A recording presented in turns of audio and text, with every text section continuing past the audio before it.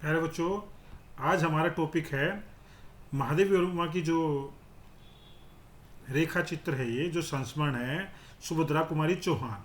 ये सुभद्रा कुमारी चौहान के ऊपर है। इसके जो चैप्टर्स के हम एमसीक्यू डिस्कस करेंगे।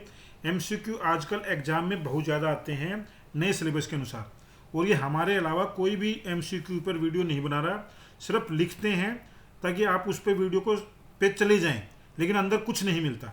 और ऐसे ही कोई भी वीडियो बना देते हैं कि पेपर में यही आएगा, वो इम्पोर्टेंट करके। उन्होंने वास्तव में कभी भी ना पेपर बनाए हैं, ना ही कभी पेपर चेक किए, सिर्फ आपको कंफ्यूज करते हैं। तो देखिए इन प्रश्नों को ध्यान से। सुभद्रा कुमारी चौहान, महादेवी वर्मा। अब इसमें महादेवी वर्मा और सुभद्रा कुमारी के संबंध को किस कोटि में रखा जा सकता है? किस कोटि के में रखा जाता है? रागात्मक मित्र भाव, या फीके संबंध है, या पारिवारिक संबंध है, या स्वतंत्रता सेनानी वाले संबंध है? जी नहीं। कैसे संबंध है? देखिए हमने ग्रीन कर दिया आंसर को, पारिवारिक संबंध है। यहाँ पर सुभद्रा कुमारी चौहान के बारे में बताया है, महादेवी वर्मा ने लिखा है, कंफ्यूज होने की जरूरत नहीं है। महादेवी वर्मा कविता लिखने की बात को क्यों नहीं स्वीकार करना चाहती थी? क्यों नहीं करनी चाहती थी भाई? क्योंकि उस समय में कविता को लिखना गलत और गैर जरूरी बात मानी जाती थी। अब देखिए बहुत सारी चीजें हैं कंफ्यूज करने के लिए आपको। कविता लिखना ऐसे में अपराध था, सुभद्रा कुमारी से परिचय नहीं था क्योंकि गणित की कॉपी में कविता लिखी थी। जी नहीं, गणित की कॉपी में तो हालांकि उसने लिखी थी, लेकिन सबसे इंपॉर्टेंट बात है गलत और गैर जरूरी बात मानी जाती थी। चैप्टर को ध्यान से पढ़ना है। सुभद्रा कुमारी ने नारी के वीर भाव को उदात्त किस लिए माना? बताओ सुभद्रा कुमारी क्यों माना भाई? क्योंकि वह स्त्री को जो है चंडी और अंबा का रूप दोनों मानते थे। चंडी भी है और अंबा भी है, अर्थात कोमल भी है और सख्त भी है।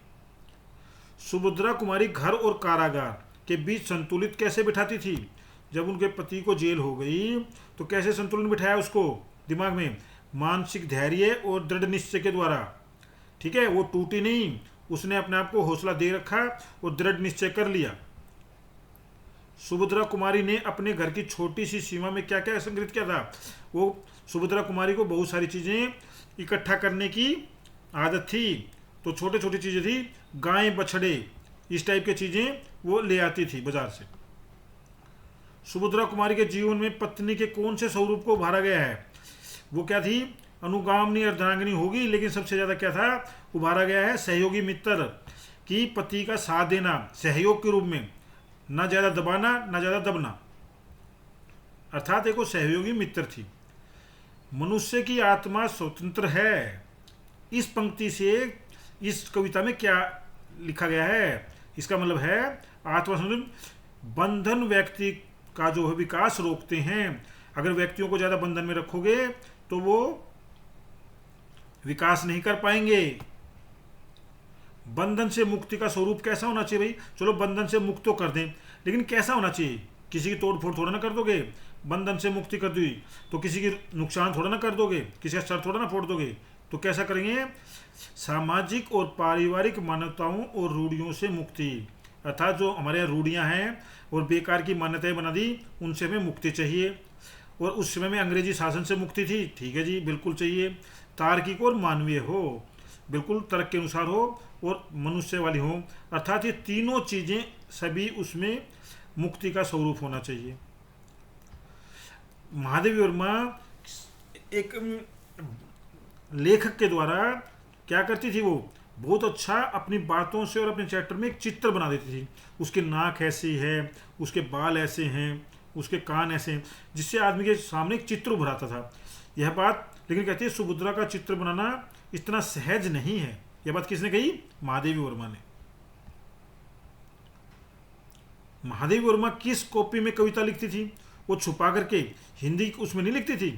कभी कोई पढ़ ना ले तो चुपचाप गणित की कॉपी में, मैथ की कॉपी में कविताएं लिख देती थी। जब महादेवी वर्मा कविता लिखती हुई पकड़ी गई तो वह कौन सी क्लास में थी? चुपचाप लिखती थी, लेकिन किसी ने पकड़ लिया, और उस समय में इसको बहुत ज़्यादा बड़ा अपराध माना जाता था। ठीक है ना? तो कौन सी क्लास में थी? 5वीं में। एक बार सुभद्रा ने कृष्ण और गोपियों की कथा सुन लिया तो उसके मन में क्या आया? गोपियों की कथा सुनकर के सुभद्रा के मन में क्या निश्चय किया सुभद्रा ने कि वह कृष्ण को ढूंढने जाएगी, वो भी राधा गोपियों की तरह कृष्ण को ढूंढने जंगल में जाएगी, और वो वहां पे जाके गुम हो गई। अब देखिए कंफ्यूज कैसे किया गया आपको। सुभद्रा के पति का क्या नाम था? इस कविता में हल्का सा थोड़ी जगह ही उसके पति का नाम आया है, बस एक बार ही। वो क्या था? लक्ष्मण सिंह। इसको याद रखना, क्योंकि सुभद्रा कुमारी चौहान बेकार की बातों में या रूढ़ियों को नहीं मानती थी। तो ये बात किसने कही? मैं कन्यादान नहीं करूंगी, यह बात किसने की? सुभद्रा ने, सुभद्रा कुमारी चौहान ने।